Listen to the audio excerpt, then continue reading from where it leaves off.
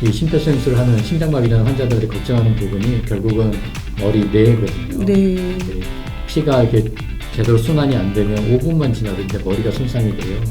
그래서 그런 분들이 병원에 도착했지만 초기에 심폐소생술을 못 해가지고 심장은 살았는데 결국은 머리가 네. 손상이 돼서 뇌사 상태에 빠진다든지 아니면 평생 식물인간으로 지내신 경우도 종종 봅니다. 네. 그래서 심폐소생술을 해서 환자를 빨리 피가 돌 수 있게 해주는 게 정말 중요하다고 느끼고 있습니다.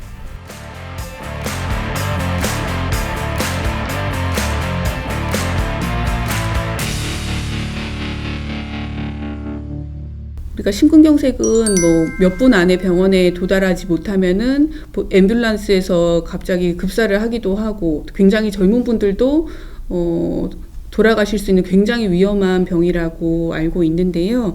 어떤 질병인가요?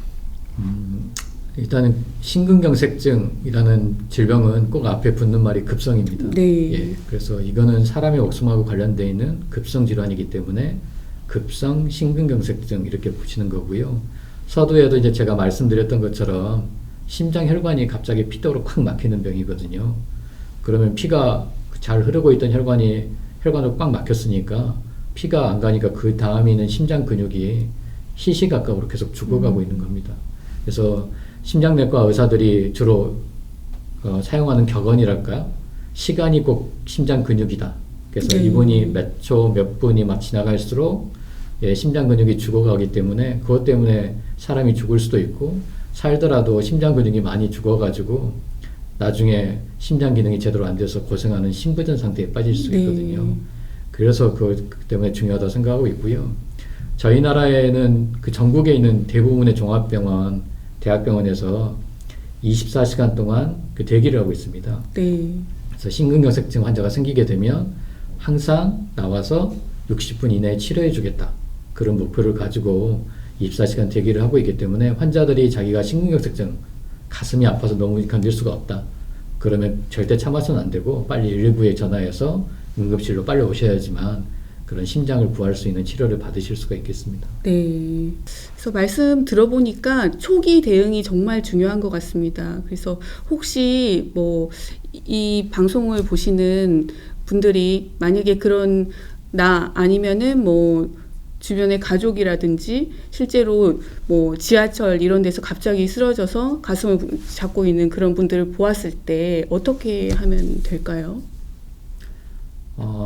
가장 중요한 게 빨리 병원에 오시는 게 가장 네. 중요하죠. 그래서 본인이 정말 가슴이 막 죽을 것 같이 아프다. 그러면 아까 말씀드렸듯이 절대 참으시면 안 되고요. 설사 아니다고 하시라도 119에 빨리 전화해서 빨리 병원에 올 수 있게 하는 게 제일 중요하겠습니다. 그래서 꼭 119에 전화해야겠다. 이렇게 생각하셔야 되고요. 본인이 아니고 환자분은 가슴이 아파서 도저히 전화할 수가 없거나 경우에 따라서는 심장마비가 일어나실 수도 있죠. 이미. 네. 그래서 쓰러져 있는 것을 주변 사람이나 가족들이 발견하게 되면 경우에도 똑같습니다. 먼저 119에 전화해서 119 구급대원이 현장에 빨리 도착할 수 있게 해주는 거고 빨리 주변 사람들한테 도와달라고 요청을 하셔야 되고 우리 흔히들 얘기하는 것처럼 심폐소생술을 해야 됩니다. 네. 그래서 이 심폐소생술을 꼭 어디선가 한 번은 배워보시는 게 제일 좋고요.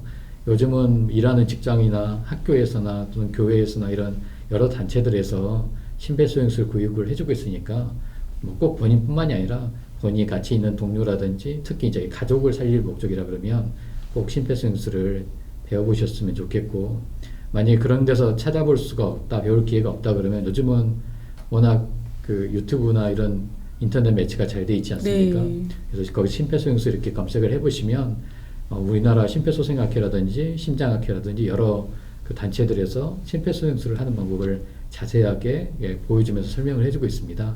그래서 그것들을 한 번씩 보시고 연습해 보시는 게 좋지 않을까 싶습니다. 제가 제일 이 심폐소생술을 하는 심장마비라는 환자들한테 걱정하는 부분이 결국은 머리 뇌거든요. 네. 피가 이렇게 제대로 순환이 안 되면 5분만 지나도 이제 머리가 손상이 돼요. 그래서 그런 분들이 병원에 도착했지만 초기에 심폐소생술을 못 해가지고 심장은 살았는데 결국은 머리가 네. 손상이 돼서 뇌사 상태에 빠진다든지 아니면 평생 식물인간으로 지내신 경우도 종종 봅니다. 네. 그래서 심폐소생술을 해서 환자를 빨리 피가 돌 수 있게 해주는 게 정말 중요하다고 느끼고 있습니다.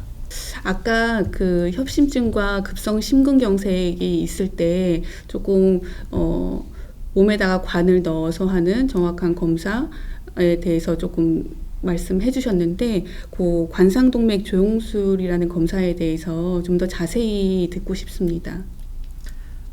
관상동맥 조영술이라는 검사는 그 심장에 있는 관상동맥에다가 관을 집어넣고 저희가 혈관 촬영을 하는 검사거든요. 네.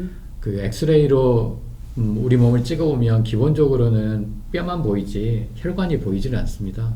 그래서 혈관을 보이게 하려고 그러면 혈관이 보이게 하는 특수 약물, 그걸 조영지라고 하는데 조영지를 넣고 나서 사진을 찍어야지만 네. 보이거든요. 그래서 일반 분들도 CT 많이 찍으실 겁니다. 그래서 CT 찍으실 때 보면 조영지라는 걸 주사를 맞고 간을 찍었다든지 콩팥을 찍었다든지 어디를 찍었다 이런 얘기를 많이 하시는 것처럼 심장 혈관을 찍으려고 할 때도 조영제라는 걸 써야 되는 거고요. 근데 조영제를 심장 혈관에만 이렇게 넣을 수 있는 방법이 밖에서 이렇게 넣을 방법은 없거든요. 심장은 여기 안에 있으니까 네. 여기에다가 어떻게 바늘을 꽂거나 관을 꽂아서 넣을 수가 없습니다. 그래서 위험하기도 해서 그때 이제 주로 쓰는 방법이 예전에는 여기 삽부위라고 해서 사타구이 쪽, 허벅지 쪽에서 네. 관을 많이 넣고요. 지금도 가끔은 하는데 최근에는 요 손목에 있는 혈관, 네. 요골동맥이라는 가는 혈관을 통해서 관을 이렇게 집어넣게 되면 관이 이렇게 몸을 따라서 쭉 들어가게 되면 심장 혈관까지 갈 수가 있습니다. 네. 그래서 요게 이제 그 모형이라고 할 수가 있는데 요게 이제 대동맥이라는 혈관이고요. 팔 쪽에서 이렇게 들어오면 혈관으로 이렇게 안쪽까지 들어갈 수가 있고 요 안쪽 부위에 그 관상동맥 입구가 있어요. 예. 그래서 그 안에다가 집어넣고 혈관을 찍어보면 혈관 상태가 어떤지 아닌지를 저희가 알 수가 있습니다. 이제 관상동맥 조영 검사를 하자고 환자분들께 말씀을 드리면 무척 걱정을 많이 하세요. 이게 뭐 그 몸에 관을 집어넣는 거다, 위험하지 않냐 이런 예, 얘기 많이 하는데 그렇죠. 최근에는 넣는 관도 무척 가늘어졌고 아까 말씀드렸듯이 심장이 직접 찌르는 게 아니고 여기 손목이라든지 허벅지로 들어가는 거기 때문에 그 부위로 들어가는 건 통증도 그렇게 심하지 않고 네. 예, 안전하게 하실 수 있는 검사가 되겠고요. 또 하나 이제 가끔 질문하신 것 중에 하나가 마취 어떻게 하냐고, 전신 그러니까요. 마취하냐 예. 뭐 이런 얘기도 많이 물어보시는데 당연히 전신 마취 안 합니다. 그래서 손목으로 한다 그러면 여기 국소 마취한다는 거잖아요. 네. 국소 마취만 하고 간을 집어넣는 거고요. 검사를 하거나 검사에 대한 설명을 하고 이럴 때 환자분은 다 맨정신으로 깨어 계신 거고요. 환자분한테 설명드리면서 상태 확인하고 그 다음에 제가 검사하고 치료하고 이런 안전하게 검사를 하실 수 있는 방법이 되겠습니다. 그러면은 만약에 진짜 급성 심근경색이 와서 막 가슴이 너무 아프다. 그런데도 이제 시술을 할 수 있나요? 아니면 진통제나 뭐 다른 1차적인 국소 마취만 해가지고는 안 될 것 같은데요? 급성 심근경색증으로 네. 오시게 되면 아주 극심한 통증을 네네. 가슴에 느끼시죠. 그럴 경우에 제가 진통제 드립니다. 네. 그래서 보통 마약성 진통제로 가는 몰피닌 같은 약들을 투여해서 통증을 최대한 없게 해드리고요. 그래도 통증이 있다 그러면 이제 다른 약들도 제가 처방하기도 하고 합니다. 네. 하지만 이제 이런 손목이라든지 허벅지로 넣는 관 넣는 데는 환자분들이 그렇게 힘들어하지 않으시거든요. 네. 그래서 그거 하는 것 자체가 힘들어서 요 치료를 못 받으시거나 이런 경우는 없고 대부분 안전하고 아프지 않게 검사나 치료를 하실 수 있습니다. 네. 그렇게 걱정 안 하셔도 되겠네요. 예, 그죠? 그렇습니다. 네. 그래서 만약에 그 혈관이 너무 좁아져 있다 그러면은 아까 스텐트도 넣을 수도 있다 이렇게 얘기하셨는데 스텐트 시술은 어떻게 진행되는 거고 어떤 건가요?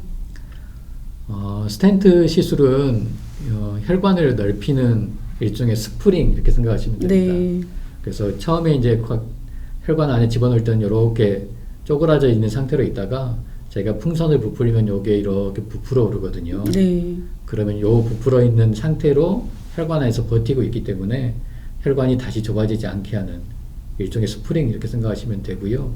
아까 이제 그림에서 보여드렸던 것처럼 이 협심증 환자가 여기 보면 이렇게 짤룩하게 좁아져 있지 않습니까? 그래서 여기 혈관을 넓힐 때 넣었던 게 스텐트고요. 이렇게 넣어놓게 되면 그 자리에서 잘 버티고 있고 예, 다시 좁아지지 않게 해서 환자분이 가슴이 아프거나 이런 거를 막을 수가 있습니다. 네. 근데 이제 뭐 환자분들 중에 나는 스텐트를 뭐 3번이나 넣었다 뭐 이러거나 그러신 분들 많이 봤는데 이게 한꺼번에 3개를 넣기도 하고 아니면은 어떨 때는 뭐 하나 넣고 그다음에 또 다시 재발해서 또 넣고 그런 식으로 진행이 되는 건가? 어떻게 진행이 되길래 그렇게 많이 스텐트를 넣고 그렇게 할 수가 있을까요? 스텐트는 뭐 여러 개 넣으실 수 네. 있습니다. 환자분이 혈관이 좁아진 부위가 여러 부위고 길다 그러면 스텐트 한 개로 이렇게 다 해결이 안 돼서 한 개, 두 개, 뭐 세 개, 네 개 다 넣으실 수 있는데 일반적으로 이렇게 많이 넣는 걸 의사들이 선호하진 않습니다. 그래서 정말 좁아진 부위. 그래서 아까도 말씀드렸지만 한 혈관이 70% 이상 좁아져 가지고 확실히 피가 가는 게 문제가 될 정도로 좁아졌다고 판단되는 경우에만 거기에 스텐트를 넣는 거고요. 그래서 그 스텐트를 넣어서 넓혀서 환자가 증상이 없어지고 좋아지면 더 스텐트 시술을 안 하고 그 한 개로 치료하는 경우가 대부분이고, 물론 이제 병이 많으면 여러 개 넣으실 수 있겠죠. 그리고 이제 스텐트를 넣으면 다 해결된 거냐? 그건 아닙니다. 스텐트는 혈관이 좁아진 부위를 넓히는 일종의 기구인 거고요. 뭐 그 기구로 혈관이 원래 좁아졌던 원인을 치료하신 건 아니거든요. 그래서 뭐 고혈압이라든지 고지혈증, 당뇨 같은 게 있는 병이 있다, 또는 담배를 태우신다 그러면 그분들이 그거를 제대로 치료를 안 하고 있으면 결국 넓어놨던 혈관도 하수관에 그 작부가 끼는 것처럼 또 낄 거 아닙니까? 네. 그래서 어느 그 부위가 다시 좁아진다든지 아니면 혈관의 다른 부위가 좁아진다 그러면 그때는 또 스텐트 시술을 받으셔야 되는 거죠. 그럼 스텐트 시술을 해도 그 부분에 또 다시 좁아져서 또 그 부분에 또 시술을 해야 될 수도 있다는 예.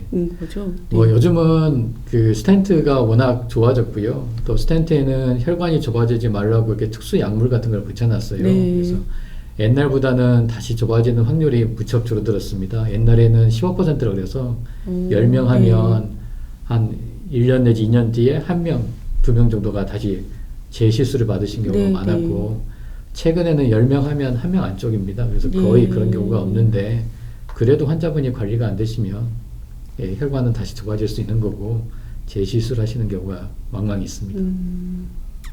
그러면은 스텐트 시술을 하고 나서 특별히 주의해야 될 사항이 있을까요? 스텐트는 제가 이제 특수 금속으로 만든 거거든요. 그래서 특수 금속이라는 뜻은 우리 몸에 있는 물질이 아니라는 뜻이에요. 이물질입니다. 네네. 그래서 우리 몸 안에 무슨 이물질을 넣게 되면 그 이물질에 대한 반응으로 혈관이 피떡이 차서 꽉 막히는 경우가 생길 수가 있어요. 그래서 제가 혈관이 좁아져 있기 때문에 꼭 필요해서 넣은 기구이지만 그 기구 안에도 역시 똑같이 피떡이 차실 수 있기 때문에 피떡이 안 차게 하는 약을 잘 드셔야 돼요. 특별히 한 1년 동안은 정말 약을 끊지 말고 잘 드시라고 되어 있거든요. 그래서 약 잘 드시는 게 제일 중요하고요. 두 번째는 결국은 동맥경화증이 생겨서 생기는 병이기 때문에 동맥경화증을 안 생기게 하는 치료를 받으셔야 돼요.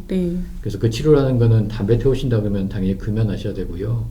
그 다음에 고혈압이라든지 고지혈증, 당뇨가 있다 그러면 그것들을 약 안 먹고 이렇게 지내시는 게 아니라 잘 치료해서 관리를 하셔야지만 협심증이나 심근경색증이 재발하는 걸 막을 수가 있습니다. 그래서 정기적으로 병원에 다니시고 약 잘 드시고 금연하시고 몸 관리 열심히 하시면 예방하실 수 있습니다. 네. 그러면은 뭐 그 외에도 다른 뭐 식사라든지 뭐 환자분들이 제일 걱정하고 궁금해하시는 게 뭘 먹으면 돼요, 뭘 먹으면 안 돼요, 이런 것들이 있잖아요. 그 어떤 거를 좀 피해야 될까요? 저 외래에서도 맨날 오셔가지고 저희 나라 이제 문화 때문인 거죠. 그 식물 먹는 걸로 뭔가를 고치겠다고 하는 그런 문화가 있기 때문에 항상 물어보시는 질문이세요. 그래서 이런 협심증이나 심근경색증에 안 걸리려고 하면 뭘 먹어야 될까요? 이렇게 물어보시거든요. 그럼 제가 이제 약간은 농담처럼 뭘 드시려고 하지 마시고요. 뭘 안 먹으려고 생각하셔야지 이 병이 안 걸립니다. 그래서 저희가 잘 먹고 그래서 생긴 병이기 때문에 뭐 당연한 얘기겠지만 좋은 거를 조금씩 소식하시고 열심히 운동하시면 덜 걸리는 병이니까 드시지 마십시오. 이런 얘기를 많이 드리고요. 그래도 뭘 좀 먹었으면 좋겠냐 계속 물어보시면 아주 기본적인 아주 상식적인 설명을 해드립니다. 그래서 우리가 이제 요즘은 잘 안 먹고 있는 이런 채소라든지 과일이라든지 이런 것들을 많이 드시라 이렇게 말씀을 드리고, 또 그래도 고기를 안 먹고 살 수 없다고 얘기하시는 분들이 많아서 그런 경우라고 하면 육고기라고 하더라도 그 중에서 기름기를 많이 뺀 오히려 뭐 등급이 떨어진 고기라고 할 수도 있죠. 주로 살코기 고기를 많이 드시라 이렇게 말씀을 드리고 또 그런 고기보다는 생선이라든지 이런 쪽을 많이 드시라 이렇게 네. 권해드리고 있습니다. 얘기 듣고 보니까 저희 비뇨기과 영역에서도 전립선암도 그런 음식들을 피해야 되거든요. 예. 그래서 야채라든지 토마토라든지 그런 것들이 더욱더 조금 몸에 좋고 거의 모든 요즘에 많이 생기는 병들이 거의 다 비슷한 것 같습니다. 그래서 많이 좋은 것들을 너무 많이 드셔가지고 생기는 병들이 많은 것 같습니다. 네. 오늘 조윤영 교수님과 유익한 시간 가졌던 것 같습니다. 우리 몸에서 가장 중요한 장기인 심장, 앞에서 말씀드린 것처럼 잘 관리하고 증상이 생겼을 때 빨리 병원에 오시고 그리고 응급 상황이 생겼을 때 모두를 위해서 함께 응급조치 해주시면 될 것 같고요. 지난번에 저희가 지난번 영상에서 이제 이렇게 심장 질환이 있는 분들을 어떻게 건강하게 운동을 할 수 있을까라는 내용으로 심장 재활 평가와 운동에 대해서 영상 만들어 놓은 게 있습니다. 여기 링크를 보시고 같이 참고해서 보시면 될 것 같습니다. 네, 오늘 교수님 수고 너무 많으셨습니다. 네, 감사합니다. 감사합니다.